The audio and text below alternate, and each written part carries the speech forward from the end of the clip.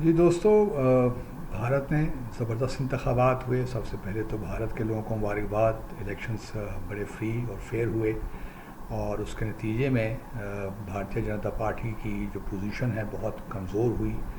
60 سے زیادہ سیٹیں انہوں نے لوز کی، خاص طور پہ اتر پردیش میں اور مہاراشٹر میں. بٹ اسٹل جس طرح کہ ہم کہہ رہے تھے کہ پرائم منسٹر مودی تیسری بار پرائم منسٹر بن جائیں گے، اور گزشتہ روز 9 مئی کو انہوں نے نیو دہلی میں اوتھ لیا اور اس میں 7 غیر سربراہ ملکی سربراہ بھی وہاں موجود تھے.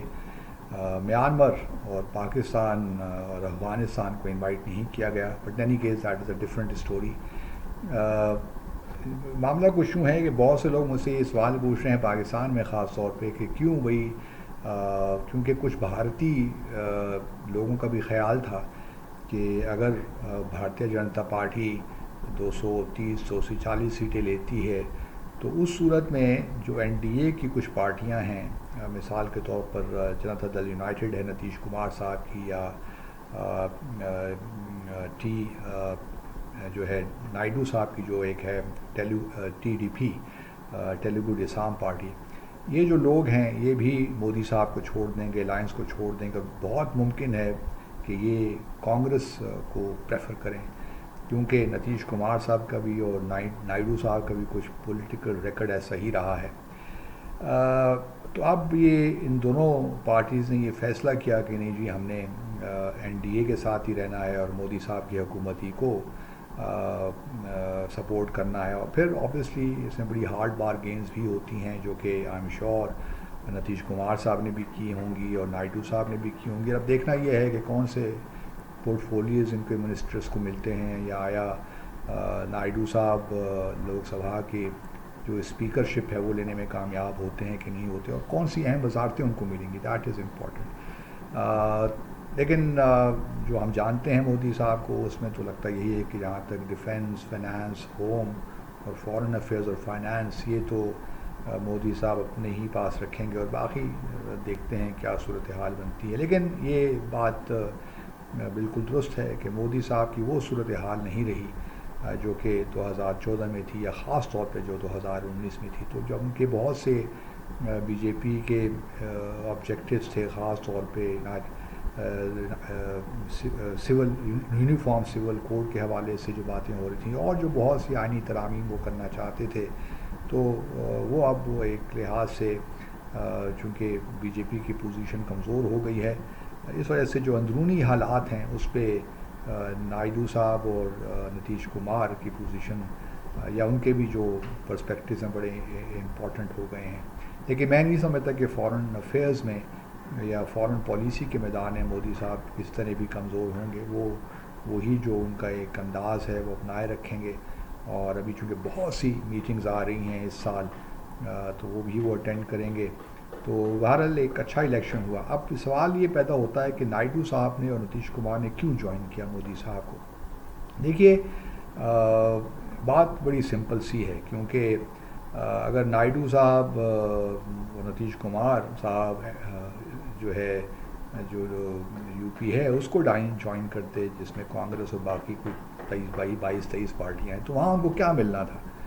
وہاں پہ وہ اس طرح اپنے آپ کو، کیونکہ وہاں پہ بہت سے پلیئرز ہیں اس الائنس میں. یہاں پہ تو بی جے پی ہے اور یہ 2 پارٹیاں ہیں، باقی بھی چھوٹی موٹی پارٹیاں ہیں، لیکن سوال یہ ہے کہ یہاں پہ وہ زیادہ بہتر بارگین بھی کر سکتے ہیں اور بہتر نتائج حاصل کر سکتے ہیں. تو جو ایک پولیٹیشین ہوتا ہے وہ تو یہی دیکھتا ہے کہ کہاں پہ مجھے فائدہ ہو رہا ہے. کوئی نظریاتی مواصلت نہیں ہے، ہم آہنگی نہیں ہے نائیڈو صاحب کی، نتیش کمار صاحب کی مودی صاحب کے ساتھ. لیکن دونوں نے اپنے اپنے پولیٹیکل انٹرسٹ دیکھے. وہاں پہ ان کو ملتا تو کیا مل جاتا نائیڈو صاحب کو اور نتیش کمار صاحب کو.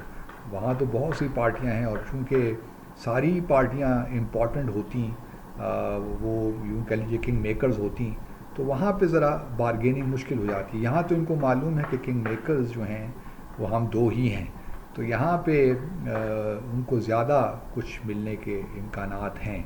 تو میرا تو خیال یہی ہے کہ اسی وجہ سے ہی انہوں نے یہ بہتر سمجھا ہوگا کہ اسی الائنس میں رہتے ہیں.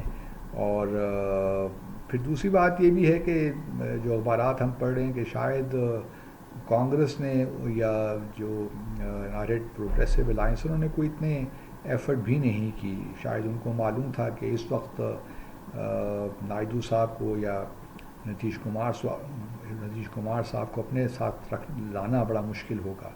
تو انہوں نے یہ بھی سوچا ہوا کہ ٹھیک ہے جی ایک اور چانس دے دیتے ہیں مودی صاحب کو, کیونکہ اب تو ان کی پوزیشن کمزور ہو گئی ہے اور ان اینی کیس 2029 میں انتخابات بھی دوبارہ ہوں گے تو دیکھا جائے گا کیا ہوتا ہے.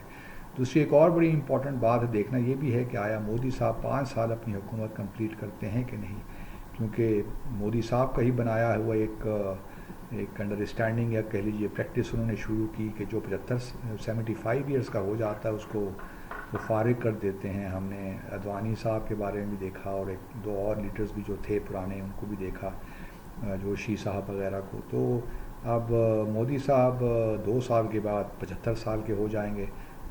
کیا وہ اسٹیپ ڈاؤن کریں گے؟ پھر ان کو اگر کریں گے تو کون ریپلیس کرے گا؟ امیت شاہ ہوں گے یا کوئی اور ہوگا؟ امیت شاہ کے بارے میں بہت سے تحفظات دوسری پارٹیز کو بھی ہیں, تو کیا راجناتھ سنگھ ہوں گے یا کوئی اور شخص آئے گا؟ RSS بھی دیکھ رہی ہوگی, بڑا کلوزلی واچ کر رہی ہوگی ساری صورتحال کو. اور اگر مودی صاحب لگا کہ اسپینٹ فورس ہیں تو آبویسلی ان کو ایز آؤٹ کر دیا جائے گا. وہ RSS کے لیے کوئی بہت بڑا کام نہیں ہوگا جب تک مودی آبویسلی ان کے لیے ووٹ لیتے رہے.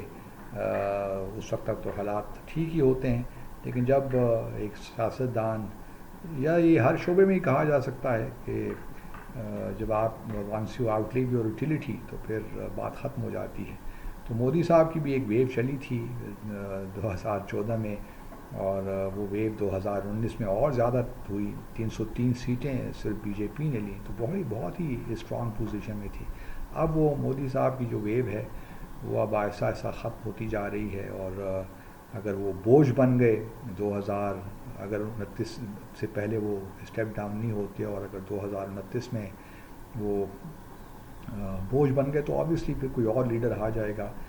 لیکن یہ ہے کہ مودی صاحب نے BJP کو دیکھیں نا تیسری بار جتوا دیا, اور یہ ان کا کارنامہ تو ہے. ان کو تو بہرحال اس بات پہ ان کو خراج تحسین تو پیش کرنا ہی پڑتا ہے. تو اب دیکھنا یہ بھی ہے کہ ہمارے ریجن میں کیسے معاملات آگے بڑھتے ہیں. پاکستان اور جو تعلقات ہیں بھارت کے درمیان وہ کس طرح آگے بڑھتے ہیں. تو تمام وہ چیزیں ہیں جس پہ ہم نظر رکھیں گے, اور انشاءاللہ آپ کو اپنے جو ہماری ویوز ہیں ان سے ہم آگاہ رکھیں گے. تو well done India, thank you very much.